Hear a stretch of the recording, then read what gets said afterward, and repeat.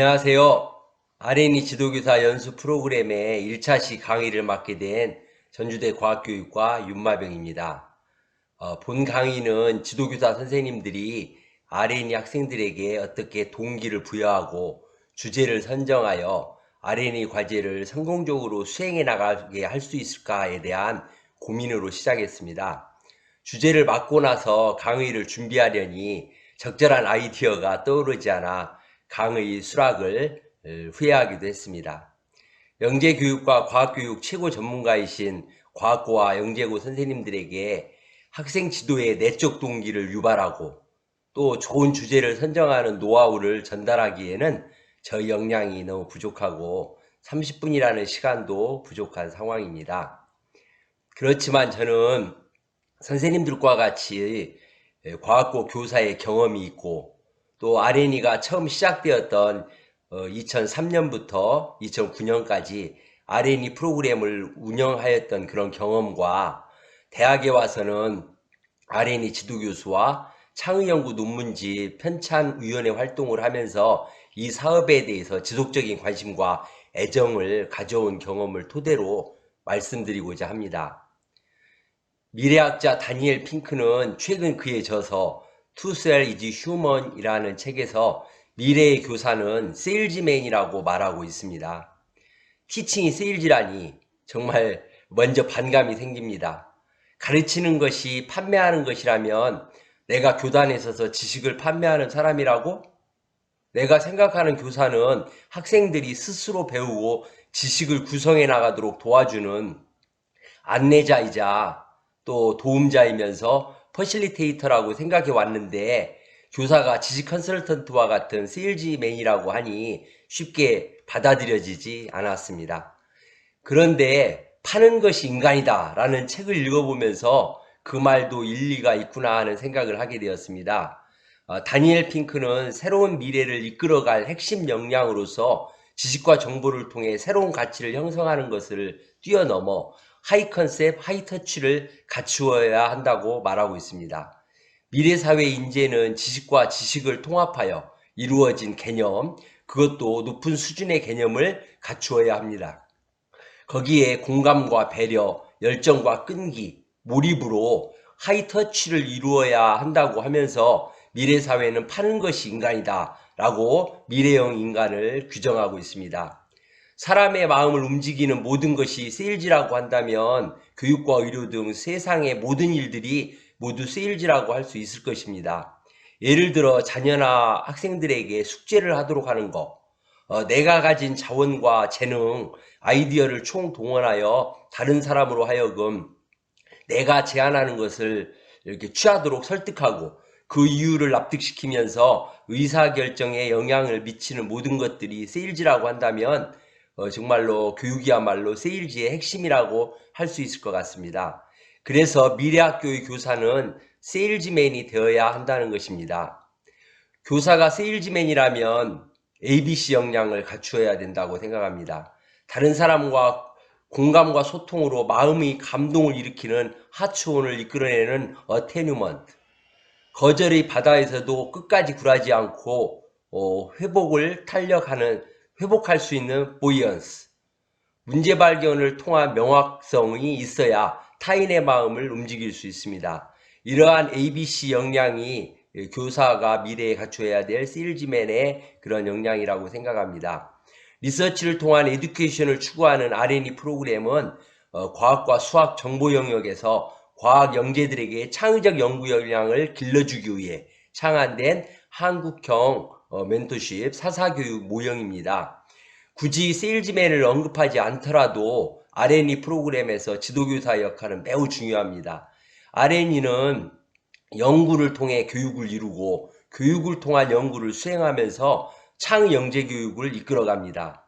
학생의 마음을 움직여서 스스로 배움을 이뤄가게 하고 창의적인 연구를 수행할 수 있게 하는 역량을 길러주는 교육이 R&E 프로그램이라고 한다면 지도교사의 세일즈 마인드와 ABC 지도 역량은 R&E를 가장 이끌어갈 수 있는 가장 중요한 요인이라고 할 수 있습니다. R&E 프로그램은 한국과학창의재단에서 2003년부터 시작되어 현재 과학고와 영재고의 고의 정규 교육과정으로 발전했습니다. 저는 RNE가 시작되었던 2003년에 과학고에 처음 부임하여 첫 번째 RNE 지도를 시작했었습니다. 7년간의 그런 RNE 지도를 하면서 많은 어려움과 또 때로는 행복, 보람을 함께 느껴봤습니다. 처음 시작되었던 2003년 당시의 RNE는 참 학생들에게 인기가 대단했습니다. 그때 당시 한 팀에 지원되는 연구비는 2,500만 원 정도였고 참여하는 학생들의 대학 진학 혜택도 획기적이어서 학생들의 RNE 참여 경쟁은 대단했습니다. RNE 과정에서 출판된 논문은 대학 진학의 티켓으로 인식되었던 시대였기에 참여 학생들의 외적 동기는 넘쳐났습니다. 이런 상황에서 지도교사는 학생들을 선발하여 팀을 구성하고 교수님을 매칭하는 이런 특별한 권력을 가진 시절이었습니다. 어떻게 보면 20년 전 RNE 지도교사 역할은 참 쉬웠다고 할 수 있습니다.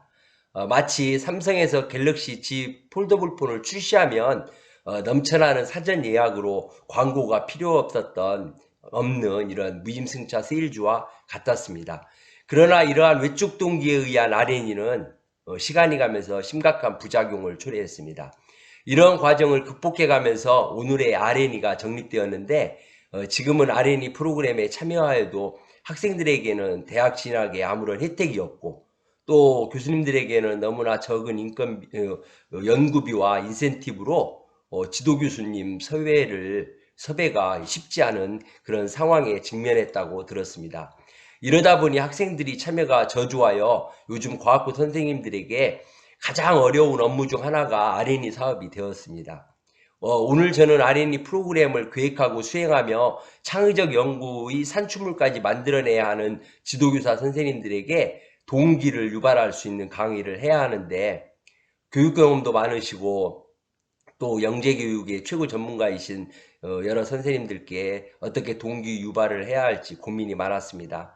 특히 대학 진학에 묶여 꿈쩍도 하지 않으려는 학생들과 학부모를 설득해야 하고 여러 명이 함께 해야 되는 팀 활동에서 자발적인 학생들의 참여를 유도하고 창의적인 연구가 이루어지게 하는 이 RNE 프로그램은 참으로 지도교사 선생님들의 열정 그리고 동기 유발이 필요하다고 생각합니다.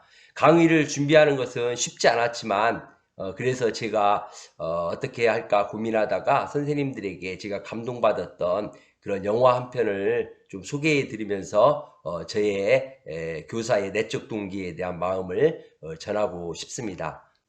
영화 10월의 하늘이라는 옥토버 스카이는 1999년에 개봉한 오래전 영화였지만 지금도 기억되는 좋은 과학교육 영화입니다. 우주에 대한 꿈을 찾아가는 학생 호머 히큰과 그 꿈을 이루도록 도와주는 과학선생님 라일리에 대한 실화를 바탕으로 한 영화입니다. 영화의 대부분은 주인공 호머 히킴이 1960년 전미 과학경진대회 내셔널 사이언스 페어에서 금메달을 받는 과정으로 이렇게 되어 있습니다. 저는 RNE 지도교사 선생님들을 위해 학생 호머와 지도교사 라일리 스토리로 이렇게 영화를 편집해 보았습니다. 약 4분 정도 옥토버 스카이를 감상해 보도록 하겠습니다. 오늘 강의에 앞서 여러분들에게 한 편의 영화를 먼저 소개해드리고자 합니다. 바로 옥토버 스카이라는 영화인데요. 번역하자면 10월의 하늘입니다. 이 영화는 호모 히컴이라는 실제 인물의 삶을 바탕으로 한 실화 영화이며 이 영화의 배경은 러시아가 세계 최초의 인공위성을 발사한 때인 1957년을 배경으로 합니다. 그 당시 미국인을 비롯해 주인공이 살고 있었던 마을 사람들에게는 우주는 그저 꿈같은 이야기, 허황된 이야기일 뿐이었습니다. 하지만 주인공인 호모 히컴은 달랐습니다. 그해 10월 세계 최초의 인공위성인 스푸트니크 5가 미국 상공을 날아가는 모습을 보며 이 소녀는 우주에 대한 생각을 하게 됩니다. 그리고 남들이 모두 땅 아래의 탄광을 보고 있을 때 이 소녀는 하늘을 주목하게 됩니다.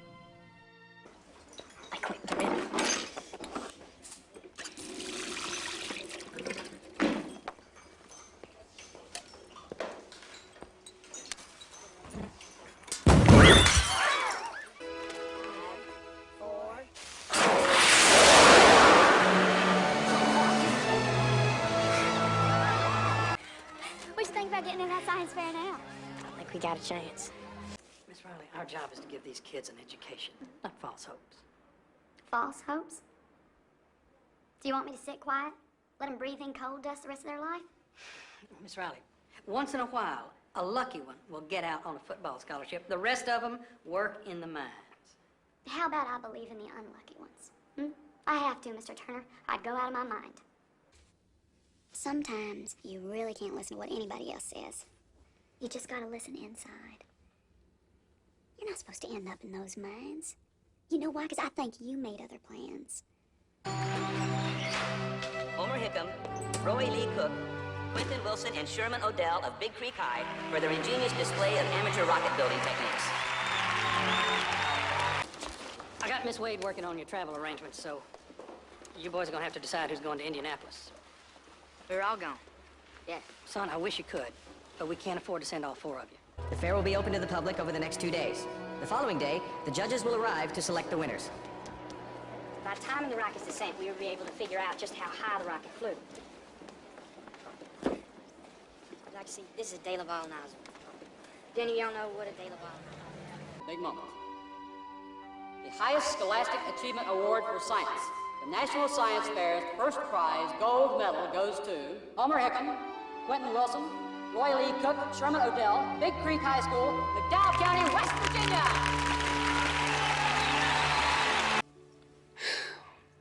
You did it. I knew you would. Rocket boys are going to college. Y'all got scholarships. And you know what? From now on, every school year, I'm gonna brag to all my new students about how I taught Homer Hickam and the Rocket Boys. Maybe one day, one of them will feel like they can do what y'all did. 결국 호모이컴은 미국 과학 경진대회에서 1등의 영예를 안게 되며 그토록 자신이 원했던 과학 공부를 할 수 있게 되었습니다. 그 당시 사람들에게 과학은, 우주는, 그리고 로켓은 아무짝에 쓸모없는 도구라고 생각했는지도 모릅니다. 하지만 수십 년이 지난 지금 그렇게 이야기할 수 있는 사람은 아무도 없을 겁니다. 부모 세대인 우리가 경험했던 세계 안에서 중요하게 여겨졌던 요소들이 다음 세대인 우리 자녀들에게 얼마나 가치 있는 것인지에 대해 생각해 보셨나요? 만약 가치 있다고 믿었던 요소들이 더 이상 필요하지 않게 된다면 허무함을 넘어 비극이 될 수도 있습니다. 이 영화의 주인공이자 실존 인물이기도 한 호모이컴은 미국 항공우주국 나사의 연구원이 되었죠.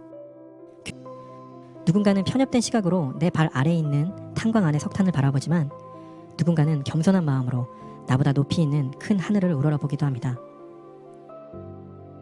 우리의 다음 세대가 살아갈 세상은 우리가 전혀 예측할 수 없는 수많은 일들이 발생될 겁니다. 그리고 그 일부는 지금도 매우 빠르게 진행되고 있습니다. 영화 잘 보셨나요? 옥토버 스카이는 과학고 교사라면 누구나 공감되고 감동을 주는 그런 영화인 것 같습니다. 주인공 호머 하킴은 인류 최초로 유리 가가인을 태우고 우주 여행을 하는 스푸트니코를 보면서 로켓을 만들겠다는 꿈을 꾸었습니다. 그러나 석탄회사 책임자였던 아버지는 호머의 꿈이 허황되고 미래가 없는 것으로 생각하며 아들 호머에게 석탄 광산 일을 이어가도록 강요하면서 아버지와 아들의 갈등은 커져갔습니다. 많은 도전과 실패를 거듭하면서도 호머는 로켓 만들기를 계속 해왔고요. 이것들을 지켜보는 과학교사 라일리는 호머를 도와주게 되었고 또 그 호머에 나아갈 길을 안내하게 됩니다. 가족과 동네 사람들, 학교 교장 선생님까지도 호머의 로켓 만들기는 이룰 수 없는 헛된 짓이라고 생각하면서 과학교사 라일리가 할 때 과학교사 라일리는 호머를 격려하고 그 꿈을 계속해서 키워줍니다.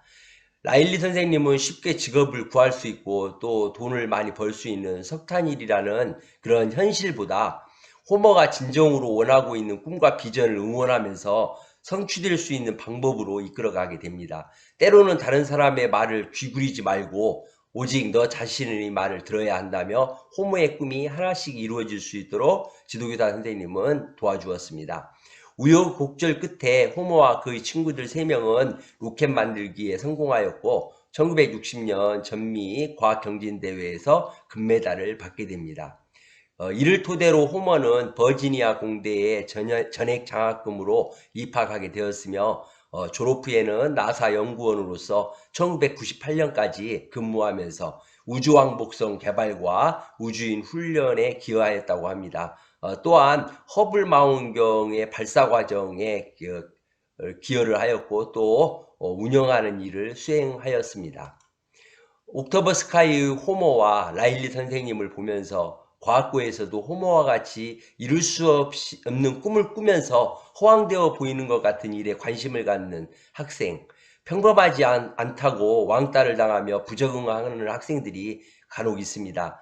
이 학생들에게 라일리 선생님은 도움자, 격려자, 퍼실리케이터가 되어 학생들이 마음에서 우러나오는 내적 동기를 유발하는 점은 우리에게 많은 시사점을 주고 또 영화를 통해 감동을 줍니다. 이제 라일리 선생님은 학생들을 가르치면서 더 큰 자부심과 내적 동기에 확신을 갖게 되고 호모 히컨과 같은 롤모델을 통해 후배들에게 더 많은 학생들에게 현실에 안주하지 않고 꿈을 향해 자신의 역량을 총동원할 수 있도록 교육할 수 있는 그런 자신감을 갖게 되었습니다. 창조적인 사람들을 움직이는 동기부여의 힘으로써 자발적인 내적 동기는 한 사람의 성공적인 삶을 이끌어가는 원동력, 드라이브 역할을 합니다. 라일리 선생님처럼 개인의 의지를 존중해주고 성취욕을 일으키는 그런 드라이브로서의 내적 동기가 학생 교육에 아주 중요하다고 생각합니다. 영재 학생들에게는 대학 입시나 취업, 돈 등 외적 보상은 결국 학생들의 내재적인 관심을 잃게 만든다고 합니다. 선생님도 잘 알다시피 칭찬 스티커를 이용한 이런 책 읽기 프로그램 같은 것들은 칭찬의 역효과를 내기 때문에 내적 동기를 잃게 하는 전형적인 사례라고 할 수 있습니다. 학생들은 칭찬 스티커를 더 많이 얻을 수 있는 보상에 목적을 두다 보니까 좋은 책을 읽거나 또는 좋은 책을 읽기보다는 쉽게 스티커를 얻을 수 있는 그런 책만 찾게 되어 본래 의도하였던 책 읽기 프로그램의 목적과 다른 방향으로 흘러갈 수가 있는 것입니다. KBS에서 교육 혁신을 위한 칭찬의 역효과 실험은 외적 동기보다 자발적 내적 동기의 중요성을 잘 보여주고 있습니다. 또 재미있는 실험이 하나 있습니다. 당근 주스가 몸에 좋다는 설명과 함께 실험이 진행되었습니다. 한 그룹에는 당근 주스를 마실 때 칭찬을 해주면서 격려해 주었고 다른 그룹은 칭찬 스티커 대신에 당근 주스가 우리 몸에 유익하다는 사실을 기억하도록 이렇게 교육을 하였습니다. 실험이 끝날 때쯤 선생님은 더 이상 스티커를 제공하지 않는다고 학생들에게 이야기를 했더니 학생들이 마셨던 당근 주스의 양이 칭찬을 받고 스티커를 받았던 그런 학생들이 칭찬하지 않고 몸에 좋다고 이야기했던 그런 팀보다 절반가량 줄어들었습니다. 즉 칭찬을 하지 않았던 그런 팀들이 오히려 그 양이 줄지 않아서 칭찬팀보다도 거의 2배 정도 더 많이 먹는 그런 효과를 보였다고 합니다. 당근과 채찍으로 대변되는 이러한 외적 동기에 의한 학습 행동에는 이와 같이 치명적인 결점이 있습니다. 칭찬과 상이라는 외적 동기는 과학 영재들의 자발적인 내적 동기를 없애고 창의성을 말살합니다. 외적 동기는 편법과 또 연구하는 과정에서 비윤리적인 행동을 하게 하고 또 근시안적 생각을 촉진시킵니다. 마이크로소프트에서 만들고자 했던 세계 최고 수준의 백과사전 제작은 결국 실패로 돌아갔습니다. MS라고 하는 거대 기업이 엄청난 자원을 투입하고 또 구축하고자 했던 MSN 엔카르타가 10여 년의 도전에도 불구하고 실패한 것에 비해서 아무런 보상도 주지 않고 또 자원봉사자들이 인터넷상에서 자발적으로 만들어가는 위키피디아는 전 세계 260개국 언어로 만들어지면서 오늘날 가장 영향력 있는 백과사전으로 부상하였습니다. 열심히 한다고 보수를 받는 것도 아닌데 자원봉사자들은 온라인에서 지금도 끊임없이 표제어를 만들고 내용을 채워갑니다. 위키피디아의 성공은 공개 소스인 리눅스나 파이어폭스, 무하마드 유눅스의 자선은행과 같은 인간에게 육체적이고 물질적인 것을 추구하는 것 이상으로 자신의 만족과 일, 그 자체가 추구하는 그런 즐거움을 위한 그런 욕구가 더 강렬하다는 것을 보여줍니다. 저에게도 옥토버 스카이어의 호모와 같은 학생을 만났었습니다. 아렌이 지도를 하면서 교사로서의 가치와 보람을 정말 많이 느끼게 하는 그런 사례였는데요. 오래전이죠. 2004년에 수행되었던 아렌이가 처음 시작됐던 두 번째 해였던 것 같아요. 이때 저는 학생들과 목성의 갈릴레오 위성을 약 2달간 이렇게 매일 관측을 하고 이 갈릴레오 위성 4개의 위성의 질량과 물리적 특성을 그런 연구하는 그런 아렌이었습니다. 3명이 팀을 이루어서 시작했는데 참여 학생 모두가 대체로 학업 성취가 낮아서 어려움을 겪고 있는 그런 학생들이었습니다. RNE가 시작되는 그런 5월은 중간고사 기간이기도 해서 과학고 학생들에게는 매우 바쁘고 힘든 그런 시기였어요. 그런데 이들 RNE 팀 3명의 학생은 시험 기간에도 운동장에 나와 목성 위층을 관측하는 열정을 보여주었습니다. 과학고 신입생들이 첫 학기 얼마나 힘들고 치열한 경쟁 속에 있는지 아마 선생님들은 잘 아실 겁니다. 이러다 보니까 동료 선생님들의 우려와 또 학부모님의 민원까지 있었습니다. 그래서 저도 학생들을 좀 시험 끝나고 하라든가 아니면 그 열정을 막으려고 했지만 그 열정을 막을 수가 없었습니다. 그 R&E 팀의 한 학생은 신입생 때 처음 만났었는데 그 학생은 조종사가 꿈이라고 그런 말을 했습니다. 조종사가 꿈이라니, 과학고와 영재고에서는 잘 어울리지 않는 그런 꿈을 갖고 있는 그런 학생이었습니다. 왜 이런 꿈을 갖게 되었냐고 제가 물어봤더니 이 학생은 초등학교 때 운 좋게 국제선 비행기를 탔을 때 조종석에 이렇게 들어가 볼 수 있는 기회를 얻었다고 해요. 참 어려운 그런 기회였는데 그 학생은 좋은 기회를 얻었었습니다. 그 학생은 어떻게 들어가게 됐냐면 이 조종석에서 밤하늘을 보고 싶다고 밝게 인사하며 조종사에게 이야기를 했다고 그래요. 그래서 이 학생은 밤하늘의 별을 그 대륙권 권계면에서 이렇게 보게 되었던 거죠. 우주에 수없이 많은 별, 쏟아질 듯한 빛나는 수많은 별들을 보면서 이 R&E 팀 리더를 맡았던 이 학생은 큰 감동을 받았다고 합니다. 그래서 이 학생은 우주의 밤하늘을 매일 볼 수 있는 조종사가 되고 싶다는 이야기를 했을 때 저도 큰 공감을 하게 되었습니다. 왜냐하면 저도 어린 시절에 조종사를 꿈꾸며 파란 창공을 자유롭게 이렇게 날아다니면서 하얀 비행운을 만들어 보는 것이 꿈이었기에 이 학생과 더욱 가까워질 수 있었습니다. 그러나 매일 밤 목성 위성을 관측하는 R&E 수행은 결코 쉬운 일이 아니었습니다. 천체 관측은 헛수고 같은 실패와 어려움이 있고 무엇보다도 많은 시간이 소요됩니다. 망원경을 이렇게 설치하고 극축을 맞추고 사진 촬영을 하는데도 2~3시간이 휙 지나갑니다. 관측을 마치고 기숙사로 돌아오면 저녁 시간이 다 지나가서 과제와 뒤처진 공부를 할 시간이 없습니다. 저도 학생들의 망원경 관측을 말려야 할 그럴 지경에 빠지게 되었죠. 그렇지만 학생들은 R&E 활동을 통해 또 사이언토피아라고 하는 동아리도 결성하였고 이 동아리 활동을 통해 전국 과학 동아리 대회에서 금상도 수상하기도 했습니다. 그렇지만 학생들의 성적은 크게 오르지 못했죠. 그렇지만 이 학생들은 자신감이 충천하였고 또 끊임없이 그런 노력을 하는 그런 학생이 되었습니다. 팀 리더의 학생은 대학을 졸업하고 현대그룹에서 일하다가 결국 자신의 꿈을 찾아 2017년 미국 항공학교에 입학하게 되었고 2019년에 드디어 우리나라 굴지 항공사 부기장이 되어 하늘을 날 수 있게 되었습니다. 조종사가 되어서 학생이 보내준 대륙 공개면을 날아가면서 별로 빛나는 밤하늘과 새해 인사를 이렇게 보내줬어요. 정말 교사의 보람과 행복을 느낄 수 있는 순간이었습니다.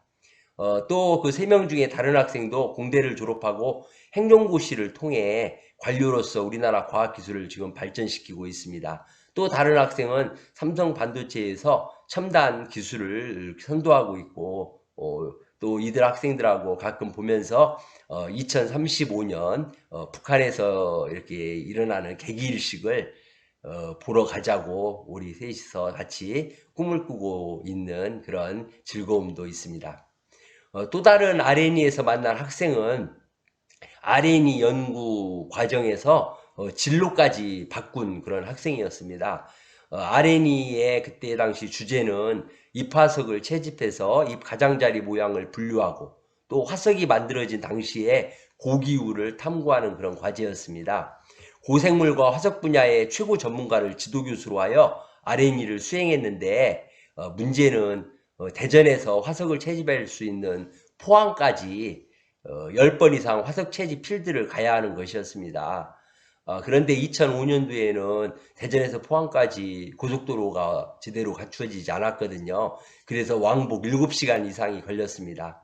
화석을 채집하고 분석하는 일은 더 많은 헛수고 같은 수고를 반복해야 하는 과정이었죠. 과학과 학생으로서 주말마다 화석을 채집하러 가고 또 돌아와서는 전문가를 찾아가서 화석을 스케치하고 분류하는 과정은 쉽지 않았습니다. 이 학생은 과학부 1학년 때 KMO 금상을 수상하는 그런 수재였습니다. 또 2학년 때는 조기 졸업 자격을 갖추고 의대에도 합격했던 그런 학생입니다. 그러나 이 학생이 조기 졸업까지 유예하면서 3학년 과정에서 저와 이 RNE를 수행하였고 학교에서도 진학을 막고자 했던 그런 지구환경 시스템공학과로 입학하며 지구과학의 열정을 보여주었습니다. 이 학생은 RNE 필드 과정에서 재밌게 이제 사과 깎는 법, 그리고 암석 아래에 숨어 있는 뱀을 이렇게 퇴치하는 방법 등을 배우면서 또 즐거워하기도 했던 것이 기억납니다. RNE 과정에서 함께 땀 흘리고 새로운 사실을 알아내는 그런 과정에서 이 학생은 과학 연구의 재미와 몰입을 경험하게 되었던 것입니다. 결국 과학부 졸업 후에 세계 최고의 시카고 대학에서 지질학부 교수가 되었습니다. 그것도 외계 행성의 내부 구조 연구 분야의 최고가 되었습니다. 저는 이 학생이 하버드 대학교 박사과정을 다닐 때 어떤 연구를 하니 했더니 외계 행성의 내부 구조를 연구한다고 했습니다. 그래서 저는 그런 연구를 해서 과연 어떻게 직업을 찾을까 이런 염려도 하기도 했었습니다.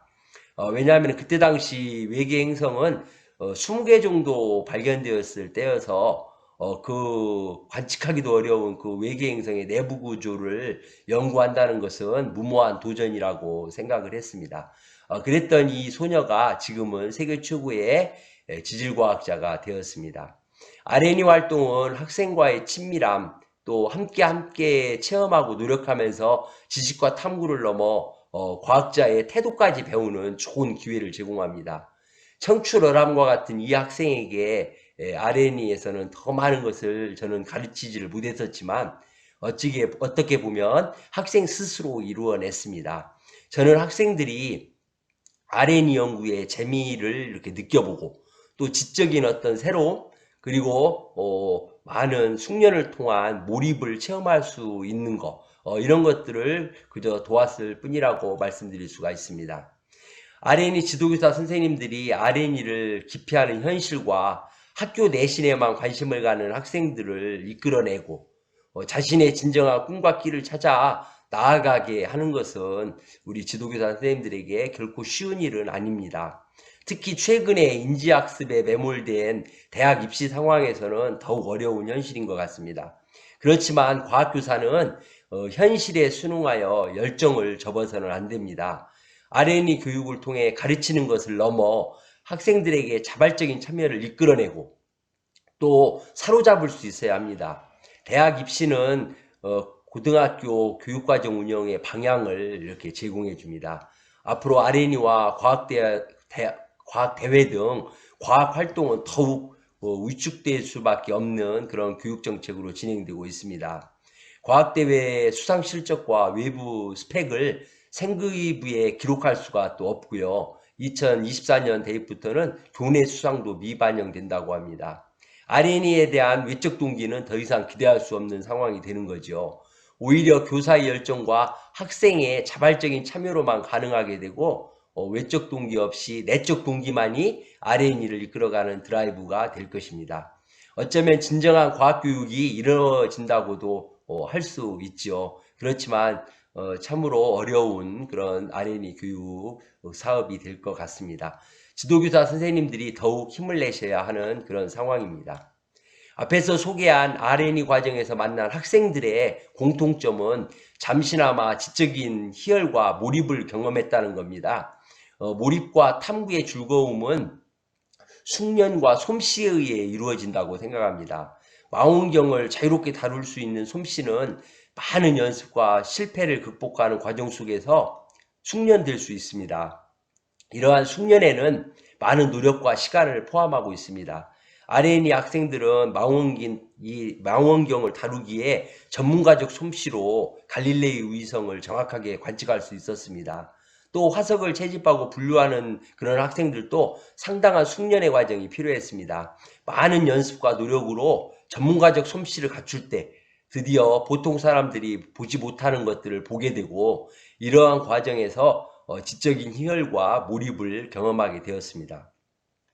솜씨를 잘 발휘할 수 있을 때 새로운 관찰, 창의적인 그런 탐구 활동이 일어날 수가 있어서 이러한 요인들이 R&E 활동에 대한 매우 강력한 그런 내적 동기로 작용할 수 있음을 경험했었습니다. R&E 탐구 과정에서 경상남도 진주층에 중생대 화석을 채집했습니다. 보통 사람에게는 보이지 않는 미세한 화석을 이렇게 학생들이 찾을 수가 있었었는데 전문가 도움을 받아 높은 수준의 관찰과 상세한 동정을 통해 확대해서 분석한 결과 모기와 거미 화석을 가능성을 찾았습니다. 또 화석 관찰을 스케치하는 데에도 많은 숙련이 필요하고 노하우가 필요합니다. 초보자들은 이렇게 그렸습니다. 전문가들은 그렇지만 이렇게 스케치를 하였습니다. 학생들에게 R&E에 대한 열정과 노력을 이끌어내고 새로운 탐구의 원동력을 주는 것은 숙련 과정이 중요하다고 생각합니다. 숙련되고 솜씨를 발휘하기까지는 지루하고 힘든 연습과 노력의 과정을 넘어서야 하지만 또 쉽지 않은 그런 일이들이지만 R&E 과정에서는 반드시 이 과정을 넘어야 좋은 연구가 이루어진다라고 말씀드릴 수가 있습니다. R&E의 시작은 주제 찾기로부터 출발합니다. 먼저 R&E에 참여하는 팀 구성원들은 각자 자신의 관심과 흥미, 적성에 맞는 탐구 아이디어를 제안하여 팀원들과 함께 브레인스토밍을 거쳐 합의된 스마트한 주제를 선정해야 합니다. R&E의 스마트한 주제 선정을 위한 5가지 요인은 다음과 같습니다. 먼저 S는 자기 주도적인 주제 선정입니다. R&E 주제에 대해 팀원들이 스스로 주제를 선정해야만이 R&E에 대한 지속성과 자발적인 참여가 담보될 수 있습니다. 성급한 판단이나 지도교사의 적극적인 개입, 주제를 정해주는 방법 등은 학생들의 내적 동기를 빼앗는 행위입니다. M은 모티베이티드로 학생들의 관심과 흥미를 존중해 주어야 합니다. 학생들이 꿈꿔왔던 내용이나 적성을 토대로 주제가 이렇게 제안되어야만 합니다. A는 과학과 학생들의 인지 수준에 적합한 연구 주제여야 한다는 것이죠. R&E는 연구를 통한 교육 또는 교육을 통한 연구 과정으로서 예비 과학자로서 처음 시작해보는 연구를 배우고 시도해보는 사사교육이라고 할 수 있습니다. 너무나 어렵거나 너무 쉬운 주제가 아니라 고등학생 수준에서 해결 가능한 주제를 선정해야 합니다. R은 풍부한 교육 자원을 활용해야 한다는 것입니다. 선생님들과 지역사회의 여러 과학자들, 인적, 물적 자원 등을 활용할 수 있는 그런 주제가 좋다는 거죠. 또한 첨단 ICT 기술과 정보를 활용할 수 있는 주제면 더욱 좋습니다. 그래서 T는 빅데이터, 인공지능, 코딩 등을 활용할 수 있는 첨단 과학기술을 활용할 수 있는 주제가 추천됩니다. 과학고 R&E 프로그램을 처음 제안하고 10년 이상 운영해왔던 최호성 교수님의 논문은 우리에게 많은 시사점을 줍니다. R&E에 참여했던 과학고와 영재고 졸업생들 309명에게 R&E 주제에 대한 인식을 조사했습니다. 이들 학생의 대부분은 카이스트에서 재학 중인 그런 대학생들이었습니다.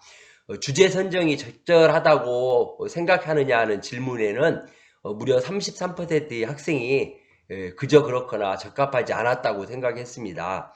또한 주제 선정의 방법에서는 R&E 팀 스스로 결정한 경우가 43.7%에 불과하고 그 나머지 50% 이상이 다른 사람이 정해준 것을 이렇게 수행했다고 이야기를 하고 있습니다. R&E 연구 주제의 수준도 그저 그렇거나 너무 어렵고 힘들었다는 의견이 31%나 되었습니다. 대학생이 되어 지금 생각해보면 연구 주제를 선정하는데 학생들끼리 생각해낸 이런 참신하고도 개척적인 연구 주제면은 더욱 좋지 않을까라는 의견이 20.7% 정도였고, 어떤 특징을 혼합한 주제면 좋겠다는 생각이 약 20%를 이루었습니다. R&E에 참여하였던 대학생들의 의견은 지도교사 선생님들에게 주제 선정 지도 방법에 대한 좋은 시사점을 줄 것입니다. 과학영재 창의연구 R&E 지원센터 홈페이지에는 R&E 지도교사를 위한 가이드북 등 다양한 정보가 탑재되어 있습니다. R&E 주제 선정과 학생 지도 방법, R&E에 대한 전반적인 자료를 선생님들 잘 활용하셔서 성공적인 R&E 지도가 이루어지시길 기원합니다. 감사합니다.